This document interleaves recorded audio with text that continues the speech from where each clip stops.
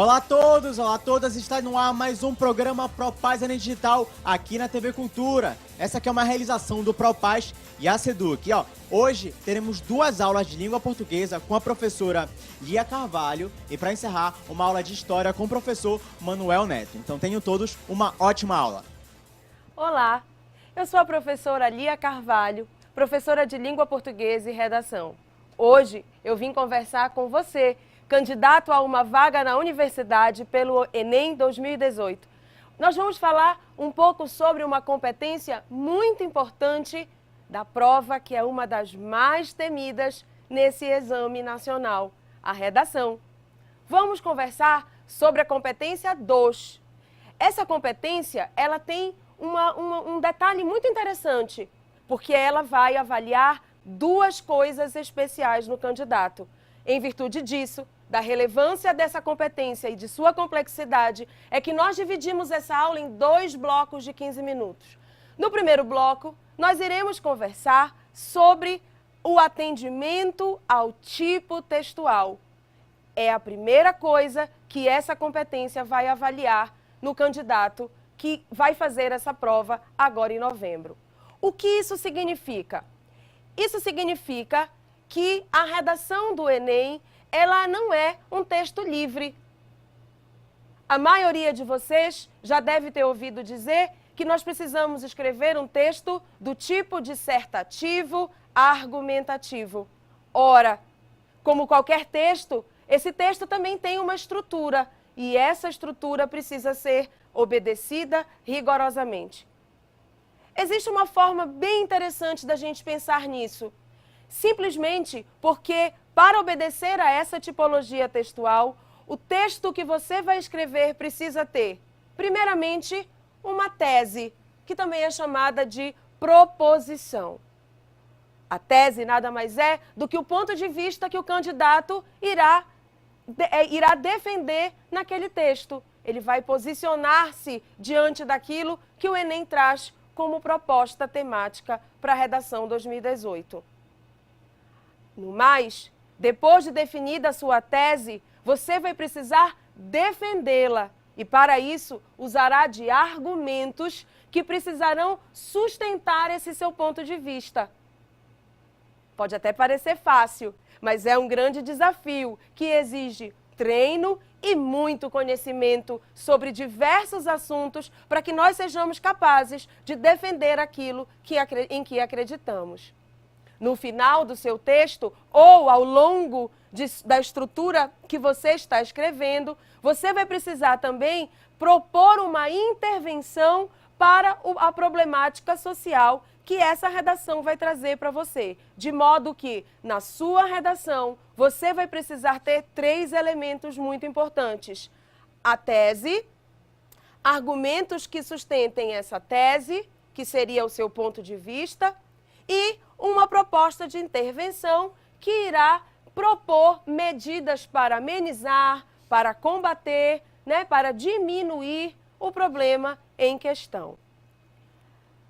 Como exemplo, nós temos aqui um trecho retirado de uma redação nota 1000 do ano passado, em que o aluno desenvolveu o seu parágrafo introdutório, fazendo uma referência a um trecho de uma obra literária, uma obra machadiana, e em sequência ele elabora a sua tese. Então ele disse, na obra Memórias Póstumas de Brás Cubas, o realista Machado de Assis expõe, por meio da repulsa do personagem principal em relação à deficiência física, ela era coxa, a maneira como a sociedade brasileira trata dos deficientes. Reparem que até aqui o candidato apresentou a temática. No entanto, agora ele entra para o ponto de vista que ele vai defender. Atualmente, mesmo após avanços nos direitos desses cidadãos, a situação de exclusão e preconceito permanece e se reflete na precária condição da educação ofertada aos surdos no Brasil. Percebam que esse candidato afirma que a situação de exclusão das pessoas surdas ainda permanece. Isso ele vai ter que comprovar por meio dos seus argumentos. Aqui é possível identificar que é o momento, na introdução do texto, que esse candidato se posiciona diante da proposta temática do Enem 2017. Existe uma possibilidade, né? Aqui fica uma dica que facilita ou viabiliza uma escrita mais fluida e mais consistente, que vai lhe dar a certeza de que você está construindo um texto atendendo à tipologia textual exigida pela prova. Costumamos chamar de tese bipartida. Essa tese bipartida, ela é uma forma de você construir a sua tese e conseguir relacionar essa tese aos seus argumentos de forma clara e objetiva. Não tenha dúvida de que essa tese bipartida lhe ajuda e facilita a sua escrita atendendo a essa tipologia textual. Vejam só, o que seria uma tese bipartida? Bipartida, a gente já entende que é uma tese partida em dois. Eu tenho uma tese que está em duas partes. Vejam o que o candidato fez no ano passado, também aqui um trecho retirado de uma redação nota 1000. Ele escreveu: a Declaração Universal dos Direitos Humanos, promulgada em 1948 pela ONU, assegura a todos os indivíduos o direito à educação e ao bem-estar social. Entretanto, agora vejam só o que este candidato fez. O precário serviço de educação pública do Brasil é um elemento. E a exclusão social vivenciada pelos surdos é outro elemento. Impede que essa parcela da população usufrua desse direito internacional na prática. Reparem, queridos candidatos, que esse aluno, ele dividiu o ponto de vista dele em dois elementos importantes. Ele diz que não só o precário serviço da educação pública, mas também a exclusão social vivenciada pelos surdos são dois fatores que impedem, né, essa parcela da população de ser integrada efetivamente na sociedade conforme os direitos que lhe assistem. Muito bem. Essa é uma tese que a gente chama de tese bipartida. E em que momento essa forma de escrever a tese pode lhe ajudar na hora da sua prova? É que você vai poder, então, pensar no corpo dos seus argumentos em dois argumentos. O primeiro argumento vai ser relacionado ao primeiro elemento que ele usou na tese, o precário serviço de educação pública. Vejam o que este candidato fez. Primeiro argumento dele, depois de anunciar a sua tese. Deve-se pontuar de início que o aparato estatal brasileiro é ineficiente no que diz respeito à formação educacional de surdos no país, bem como promoção da inclusão social desse grupo. Quanto a essa questão, é notório que o sistema capitalista vigente exige alto grau de instrução para que as pessoas consigam ascensão profissional. Assim, a falta de oferta do ensino de Libras nas escolas brasileiras e de profissionais especializados na educação de surdos dificulta o acesso desse grupo ao mercado de trabalho. Vamos voltar aqui, ele fala do precário serviço da educação pública no Brasil. E ele prova, porque ele diz que a falta de oferta do ensino de Libras nas escolas brasileiras e de profissionais especializados na educação de surdos dificulta o acesso desse grupo ao mercado de trabalho. Além disso, há a falta de formas institucionalizadas de promover o uso de Libras, o que contribui para a exclusão dos surdos na sociedade brasileira. Vejam que lá na tese, o primeiro ponto que ele trata é o precário serviço da educação pública e o primeiro argumento é exatamente relacionado ao primeiro ponto que ele instituiu na tese. Reparem que eu não estou falando de conteúdo, eu estou falando de ter a certeza de que o meu primeiro argumento está relacionado à tese a qual eu me proponho defender. No segundo elemento, ele fala da exclusão social vivenciada pelos surdos. Olhem só, então, o que ele faz no argumento 2 do texto dele. Vale ressaltar também que a exclusão vivenciada por deficientes auditivos no país evidencia práticas históricas de preconceito. Vejam que ele está voltando à sua tese a partir do momento em que ele fala da exclusão social vivenciada pelos surdos, e é sobre isso que ele vai tratar no argumento 2 do texto dele. Vejam, entendam, a tese ele dividiu em 2 elementos, e ele vai fazer com que esses 2 elementos apareçam no primeiro argumento, primeiro elemento, no segundo argumento, o segundo elemento. Isso dá ao candidato a certeza absoluta de que ele está se mantendo na tipologia textual exigida pelo Enem, tipologia dissertativa argumentativa, a partir do momento que ele se assegura de que os 2 argumentos que ele está usando estão totalmente ligados à tese que ele estabeleceu. Aqui, um outro exemplo, ele fala da carência da estrutura especializada no acompanhamento desse público. Vejam só, a carência de estrutura especializada é o primeiro elemento da tese que ele está apontando como um problema, um desafio vivenciado pelas pessoas surdas. E o outro elemento seria a compreensão deturpada, errônea, da função social deste. Vejam só, primeiro elemento, a carência de estrutura é o que ele vai defender, né, aqui no texto dele, quando ele diz: a lamentável condição de vulnerabilidade a qual somos submetidos os deficientes auditivos é percebida no déficit deixado pelo sistema educacional vigente no país, que revela o despreparo da rede de ensino no que tange à inclusão dessa camada, de modo a causar entraves à formação desses indivíduos e, por conseguinte, sua inserção no mercado de trabalho. O segundo elemento, a compreensão deturpada da função social deste. Ele vai dizer: além disso, outra dificuldade enfrentada pelos surdos para alcançar a formação educativa se dá pela falta de apoio enfrentada por muitos no âmbito familiar, causada pela ignorância quanto às leis protetoras dos direitos do deficiente, que gera uma letargia social nesse aspecto.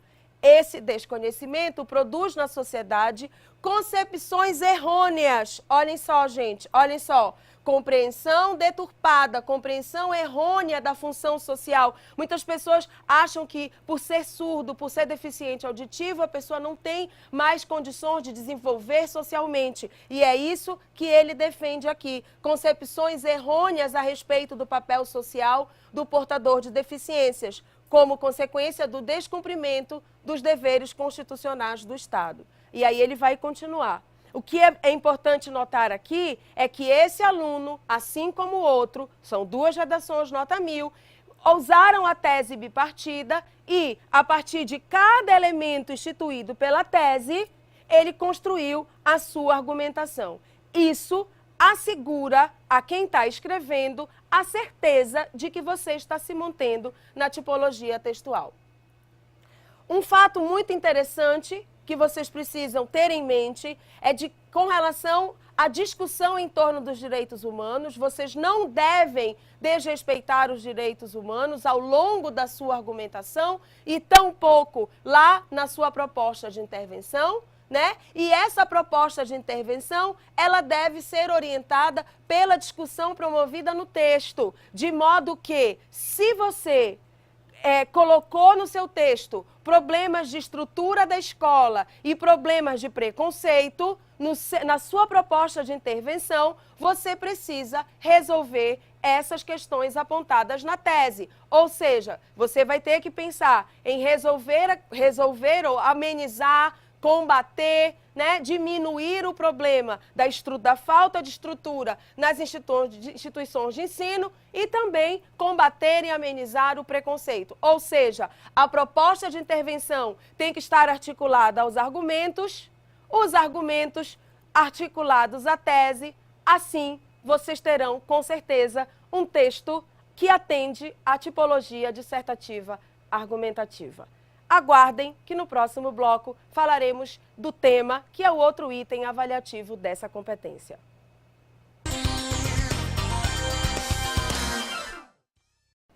Muito bem.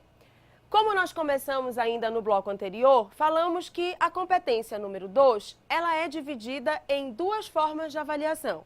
A primeira, se o aluno atende à tipologia textual, ou seja, se ele é capaz de escrever usando uma tese, argumentos que defendem a tese e propondo medidas interventivas para o problema trazido pela redação do Enem. O segundo fator, o segundo elemento que essa competência vai avaliar é o tema. Prestem bem atenção, é muito importante que vocês atentem-se para o fato de que o aluno que não atende à tipologia textual ou o aluno que foge ao tema, ele automaticamente zera a redação. Por isso, é muito importante a gente ter a clareza de que tipo de texto eu vou escrever e a certeza absoluta, quando eu abro a prova, de que eu entendi com muita certeza e muita clareza o tema proposto pelo Enem 2018. Então, vamos lá. O tema, ele vai aparecer, né, na prova de vocês e vocês vão ser capazes de analisar a frase temática. Essa frase temática vai permitir que vocês elaborem o projeto de texto de vocês, né? O projeto de texto é aquele texto prévio, não necessariamente um borrão, mas aquele momento em que eu já começo a organizar as ideias em prol da minha escrita. O que eu sei sobre esse tema? Que tipo de argumentos eu vou usar e, antes de tudo, que ponto de vista eu vou defender. Para que isso tudo aconteça, primeiramente eu preciso fazer algo muito importante. Compreender o tema proposto pela redação. Quando o aluno não compreende, ele pode fugir ao tema. E, como eu disse ainda agora, é uma das formas que levam a nota 0.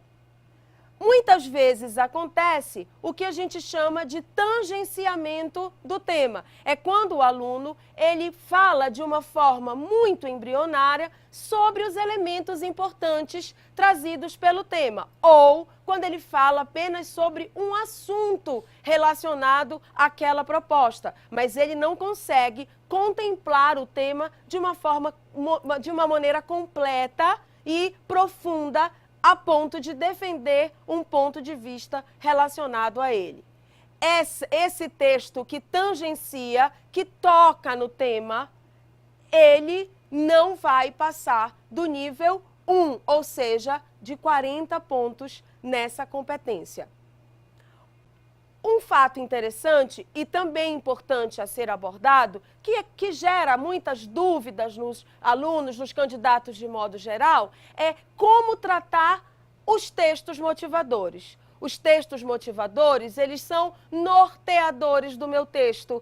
Eles é que vão apontar os caminhos pelos quais eu preciso caminhar para escrever o meu texto. No entanto, a cópia simplesmente de informações retiradas desses textos também fazem com que o aluno fique num nível muito baixo na grade de avaliação, não alcançando mais do que o nível 2, que seriam 80 pontos. E ainda, se no seu texto não houver mais de 7 linhas escritas pelo candidato, de autoria desse candidato, esse texto pode se configurar em apenas cópia dos textos motivadores, que também irá levar a nota 0. Portanto, são 3 elementos que todos vocês que vão fazer essa prova precisam estar atentos com relação ao tema que a redação vai trazer. uma dica interessante para que a gente não corra nenhum risco de fugir do tema ou de tangenciá-lo é analisar a frase temática que a prova de redação vai trazer para vocês. Essa frase temática, ela é normalmente constituída pelo que nós chamamos de palavras-chave. O que são essas palavras? Essas palavras vão ser aquelas que vão nortear a minha escrita. Reparem nas frases temáticas dos últimos anos. Nós temos os efeitos da implantação da lei seca no Brasil. O que eu precisava aqui como candidato me atentar? De que eu não vou falar só sobre a lei seca, eu não vou falar sobre o álcool, ou pelo menos não só sobre isso, porque eu tenho aqui uma palavra importante que vai nortear o meu tema, que são efeitos. Uma forma consistente de me manter no tema é na hora em que eu estiver elaborando o meu projeto de texto, aquele momento inicial, né, em que eu estou eu e a frase tema tentando pensar em como é que esse texto vai ser construído, eu vou olhar para essa palavra e vou pensar em sinônimos. Então, quando eu penso em efeitos, eu penso, por exemplo, em consequências. Depois que essa lei foi implantada, como é que a sociedade a recebeu? Que consequências essa implantação trouxe para o brasileiro em seu cotidiano? Pronto, agora eu tenho a certeza de que eu estou me mantendo no tema e já assegurando que eu tenho a estrutura, tese, argumento e proposta. Assim, eu vou começar a pensar em garantir subir o meu nível na competência 2. O tema seguinte foi a persistência da violência contra a mulher na sociedade brasileira. A persistência era uma palavra importante, que deveria ser muito bem considerada e analisada pelo candidato. Ou seja, o tema da redação, ele não era só sobre a violência e também não era sobre qualquer violência. Era sobre a violência contra a mulher, então eu tenho duas palavras importantes, mas eu também tenho a principal palavra aqui na frente, que é a persistência. De modo que o candidato que estava escrevendo este texto precisava mostrar de alguma forma que essa violência acontecera outrora e que nos dias de hoje ela ainda persistia, ela ainda continuava. Daí eu tenho a certeza de que eu estou me mantendo no tema que é a segunda forma de análise de avaliação desta competência. Caminhos para combater a intolerância religiosa no Brasil. Vejam só, a palavra caminhos, que eu posso substituir por meios, né, formas, maneiras. Então, quando eu faço isso no meu projeto de texto, ou seja, no início da minha redação, quando eu estou pensando no que eu vou escrever, esse é um pontapé inicial importante para que eu não fuja do tema, para que eu me mantenha na temática sugerida pela proposta. Caminhos são meios, maneiras para combater a intolerância religiosa. Vejam que eu não estou falando de qualquer intolerância. Então, a redação ela não pode falar sobre qualquer forma de preconceito, mas sim especificamente sobre a intolerância religiosa. E, por fim, desafios para a formação educacional dos surdos. Eu tenho aqui como eixo norteador a palavra desafios. Né, caminhos, formas, né, desafios. O que seriam esses desafios? Seriam os problemas, né? Quais são as dificuldades que esses surdos passam para ter a sua formação educacional garantida. Então, mais uma vez, eu vou pegar a palavra, a primeira palavra do tema e vou tentar substituir por sinônimos. Isso já vai me ajudar a me manter no tema e já vai também me ajudar a pensar em que tipo de tese, que tipo de ponto de vista eu vou defender e, portanto, quais são os argumentos que eu vou relacionar a esse ponto de vista. De modo que eu vou estar, nesse momento, ao pensar no meu projeto de texto, assegurar, que eu estou certo da estrutura textual que eu estou escrevendo. 2, que o tema sobre o qual eu vou escrever é exatamente o tema que aquela proposta de redação espera que eu escreva. Um outro fator interessante com relação ao tema é o que a matriz de referência de redação chama de repertório sociocultural produtivo, né? A gente sai daquele momento em que a gente escolhe aula para escrever, para assistir, né? Não, essa é mais importante, essa não é mais importante. Agora, toda forma, todo meio de informação, ele vai ser importante para o candidato que vai fazer o Exame Nacional do Ensino Médio, uma vez que um dos itens avaliativos dessa redação vai ser o seu repertório, ou seja, a quantidade de informações que você tem, que você adquiriu ao longo da sua vida escolar e social, e que você conseguirá mobilizar essas informações em prol da defesa do seu ponto de vista. Então, pode ser um argumento que vem da química, da biologia, tem alguns alunos que não gostam de assistir determinadas aulas e eles agora vão entender que todo conhecimento não só é importante para a nossa construção de cidadania, para a nossa vida, mas agora, falando em Exame Nacional do Ensino Médio, a redação vai querer mobilizar esses conhecimentos para que a sua argumentação ela seja muito mais consistente e ela seja realmente profunda em defesa do seu ponto de vista. Esse repertório, ele pode ser conceitos e definições, exemplos e fatos, informações das mais diversas, trechos literários, letras de música, ou seja, toda forma de conhecimento que eu adquiro na escola ou fora dela, eu posso articular e mobilizar em defesa do meu ponto de vista. Um exemplo é que antigamente, há um tempo atrás, os candidatos eles gostavam muito de usar a questão sociológica, né? Conceitos da sociologia, conceitos da filosofia e, no entanto, muitas vezes, um fato que aconteceu, ele muitas vezes comprova o teu argumento tão bem ou até melhor do que um conceito filosófico. Por exemplo, quando eu tenho um tema relacionado a cyberbullying, e eu lembro do caso da atriz Carolina Dickmann, que teve os seus dados roubados, né, e foi ameaçada, né, e sofreu uma série de preconceito com relação a isso. Eu posso me lembrar, inclusive, que foi a partir disso que houve o marco da internet e isso vai valer para a minha argumentação de uma forma muito mais sólida, porque foi um fato que teve repercussão nacional. Então, qualquer exemplo, um livro, um trecho de um livro que seja conhecido, de preferência,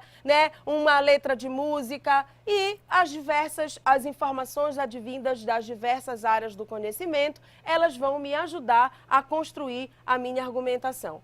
O Enem, esse ano, ele divide esse repertório em 3 categorias. O repertório legitimado. O que é o repertório legitimado? O repertório legitimado é aquele que o aluno consegue mobilizar de modo a comprovar de onde ele veio, né? Ele é um repertório no qual se consegue acreditar, ou por ser de algum filósofo, de algum sociólogo, ou por ser um fato que teve repercussão nacional, ou um fato incontestável.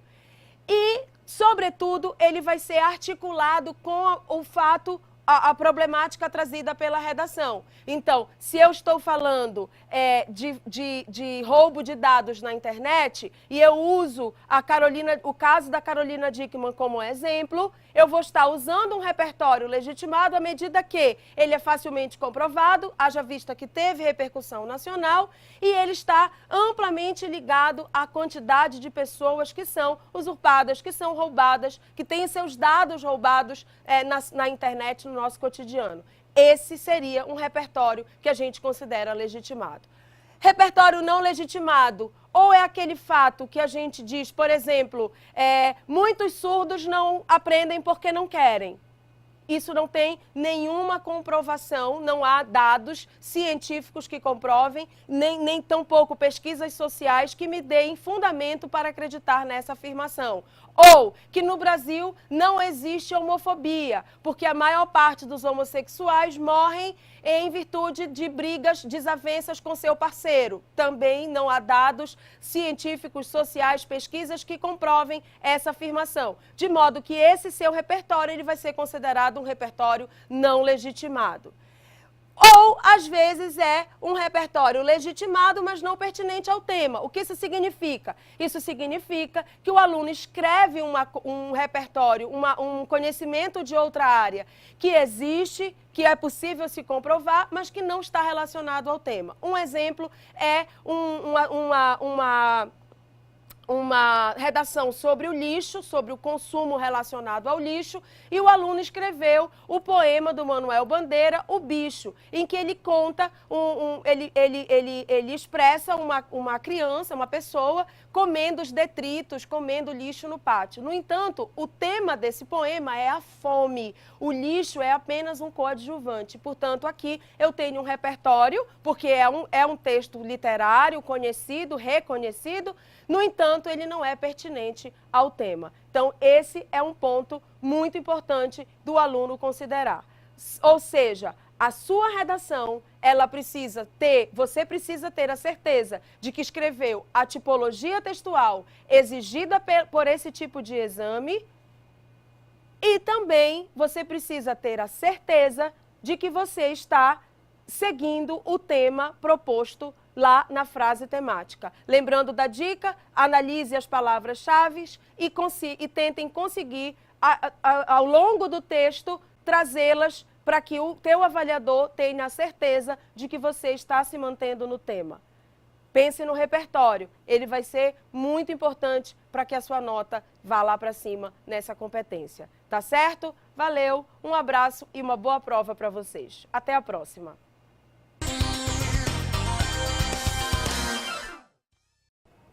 Olá, tudo bem? Hoje nós temos um tema recorrente do Enem, um tema que é bastante polêmico na questão de um Brasil moderno.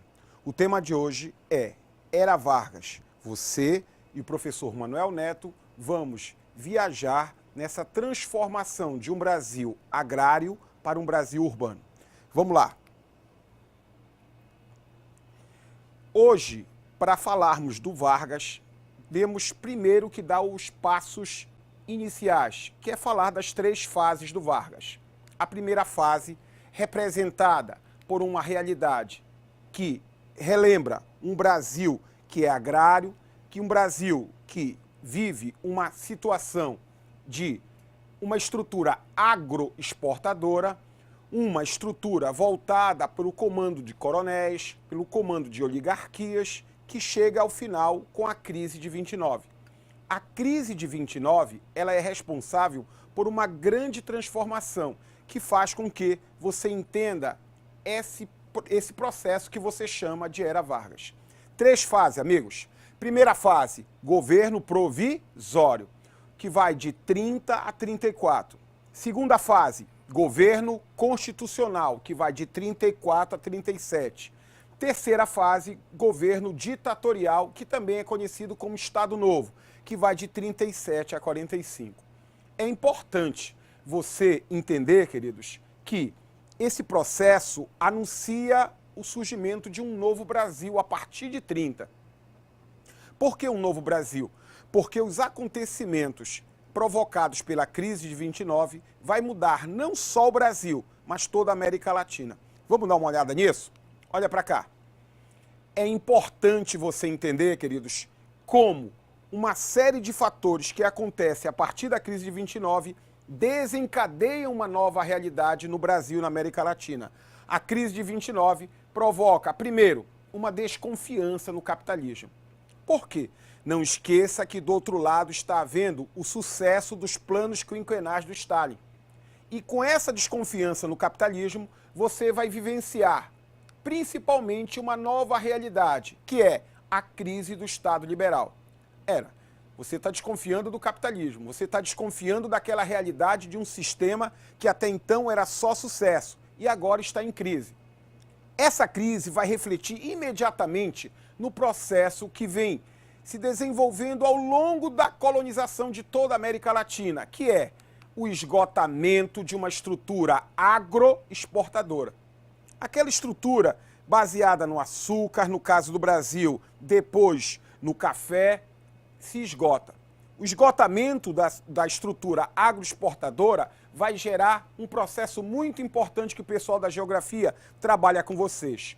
Uma grande migração, uma migração campo-cidade. Por que uma grande migração? Com a falência das oligarquias, grande parte daquela população de camponeses vai procurar uma outra alternativa. Essa alternativa vai ser na cidade. Detalhe, amigos, não esqueça, aquela massa de trabalhadores do campo agora vai virar uma massa de trabalhadores camponeses. E que isso tem a ver, Neto? Observa bem, queridos. É importante você entender que na República Velha você tinha todo um mecanismo de dominação. Um mecanismo ligado às oligarquias, ligado aos coronéis, ligado à política do café com leite, ligado à política dos governadores, todo um arranjo político que fazia com que essas elites controlassem a população. Agora está diferente. Os caras estão migrando para a cidade. E na cidade você tem que ter um outro mecanismo de dominação. Mas que seria esse mecanismo, Neto? E esse mecanismo, será que vai ter a repercussão em toda a América Latina? Porque tu estás falando que o fenômeno que surgiu com Vargas vai repercutir em toda a América Latina. Vamos ver? Olha para cá. O conceito de populismo é usado para designar um tipo particular de relação entre o Estado e as classes sociais, presentes em vários países latino-americanos no pós-guerra. O populismo caracteriza-se pela crescente incorporação das massas populares ao processo político sob o controle e direção do Estado. Então, observa esse fenômeno que está surgindo a partir da era Vargas. Um fenômeno que vai mexer principalmente com a realidade das classes populares, principalmente com a realidade dessa situação baseada, principalmente, queridos, na migração campo e cidade. É importante você entender, queridos, qual vai ser esse fenômeno? Como eu posso entender o populismo? De que jeito eu vou entender esse processo? Observa. No Brasil, o populismo começa a ser gestado a partir da Revolução de 30. Constitui-se numa derivação de um regime autoritário criado pelo Vargas. Trata-se de um fazer de uma administração que vai beneficiar as elites, mas ao mesmo tempo ele vai se apresentar como uma espécie de protetor dessas classes populares. Queridos, agora a grande massa está na cidade. É difícil você entender como utilizar, práticas como coronelismo, voto de cabresto, voto de caixão, voto do bico de pena, numa realidade onde você não tem o latifúndio. E se não tem o latifúndio, dificilmente você vai ter como controlar essa massa. Outra coisa, não esqueça, diferente do campo, as ideias se proliferam muito rápido na cidade. Diferente do campo, existe todo um processo educacional que pode possibilitar mais tarde esse cara que está vindo para a cidade se adaptar e começar a exigir alguma coisa de quem nunca lhe deu nada. Não esqueça que durante o período da República Oligárquica, a questão social era tratado muitas das vezes com violência, já que o próprio presidente Washington Luiz afirmava: a questão social é caso de polícia. Então, vamos ver como vai ser utilizado esse populismo para manipular e manobrar essas massas populares. Vamos dar uma olhada? Observa. Como eu te falei, frase do próprio Washington Luiz: a questão social é caso de polícia. Retrata o total desinteresse do governo com os fatos sociais da época. Miséria sofrida pela maioria da população, as difíceis condições de sobrevivência do Nordeste, Sudeste, a falta de infraestrutura, de políticas sociais e da própria inclusão na educação. Ainda vou mais além.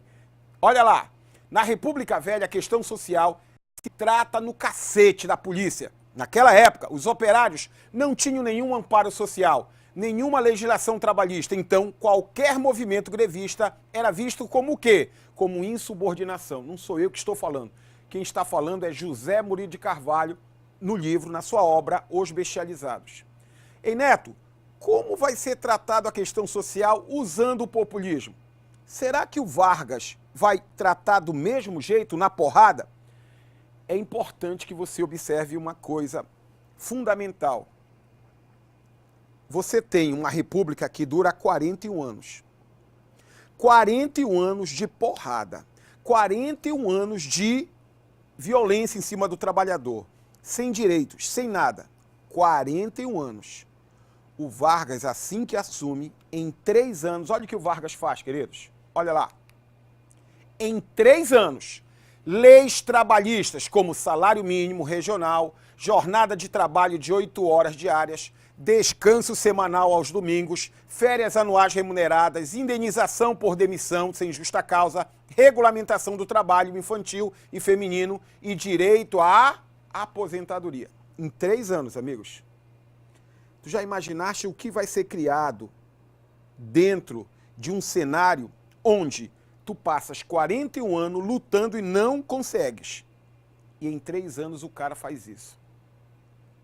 Tu deve dizer assim mesmo, o trabalhador vai elogiar para sempre o Vargas. Só que o trabalhador não percebe uma coisa. Isso não foi conquistado. Isso foi estabelecido como se fosse uma doação do Estado para o trabalhador. Como se fosse um presente do Vargas para o trabalhador. Daí a ideia, queridos, que você tem que entender que isso era um projeto de manipulação. Se ele entendesse, o trabalhador entendesse que aquilo era um presente, várias outras reformas seriam feitas e o trabalhador nem iria se importar. Basta só lembrar que dos 15 anos da era Vargas, 12 foram de autoritarismo. 12 foi de falta de liberdade. 12 foi de imposição do poder do Estado, onde o trabalhador foi apenas manipulado. Mas, Neto, me explica melhor isso. Como seria essa manipulação? E de que jeito essa manipulação se estabeleceu? Observe. Quanto mais ocorria a expansão das cidades, mais você deveria usar algum tipo de manipulação que não permitisse que os sindicatos ou que os partidos de oposição acabassem se infiltrando no imaginário dessa população. Daí, era importante você encontrar um mecanismo para que desmobilizasse qualquer forma de ação do Estado, de qualquer ação por parte desses sindicatos ou do partido de oposição para orientar esse trabalhador. Daí a importância do Vargas. Observa um outro texto do José Murilo de Carvalho. O governo de Getúlio Vargas será fundamental importância para que qualquer tipo de mobilização se desarticule por meio de 2 elementos, a propaganda e o controle.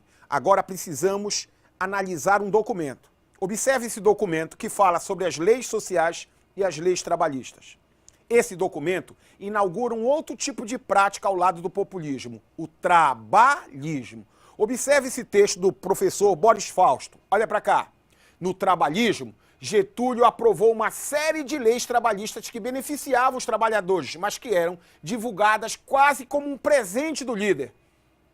É importante você entender que, apesar desses direitos, o trabalhador recebia um forte controle sobre a sua conduta. Por exemplo, é importante que você entenda que a partir do Vargas vai ter a existência dos sindicatos. Mas olha o detalhe, o sindicato só poderia ser único. O sindicato não deveria ter autonomia sindical. E o sindicato não poderia escolher o seu próprio representante. Quem escolhia era o próprio Ministério do Trabalho que atrelava esse sindicato. Ou seja, o próprio Vargas. Então esse líder sindical nunca seria o representante dos trabalhadores. Seria o representante de quem? do Estado, que está aliado com os patrões. Ou seja, não existia greve, não existia reivindicações, não existia qualquer tipo de reforma. Por quê? Esse trabalhador achava que não era necessidade. O pai dele, o protetor dele, estava ali apenas para lhe beneficiar. Quando, ao contrário, isso acontecia quando Vargas estava ao lado dos empresários, dos industriais que o apoiavam. Vou te dar mais um exemplo com outro documento histórico. Olha para cá. Observa como era o 1º de maio durante a República Velha. Porrada, confusão, problemas. Olha como vai ser o 1º de maio depois do Vargas. Observa só essa imagem. No 1º de maio da República Velha, você nunca veria crianças e mulheres no meio dos trabalhadores. Aqui você está vendo. Outra coisa, olha o cartaz. Trabalhador sindicalizado é um trabalhador disciplinado. Outro detalhe, a homenagem ao próprio Vargas. Você observa? O trabalhador está disciplinado. Não existe mobilização, não existe uma realidade de consciência desse trabalhador. Isso vai ser a principal forma que o Vargas vai utilizar para manipular num estado de compromisso. Agradeço sua atenção e ficamos para nosso próximo encontro, que falaremos de um outro assunto.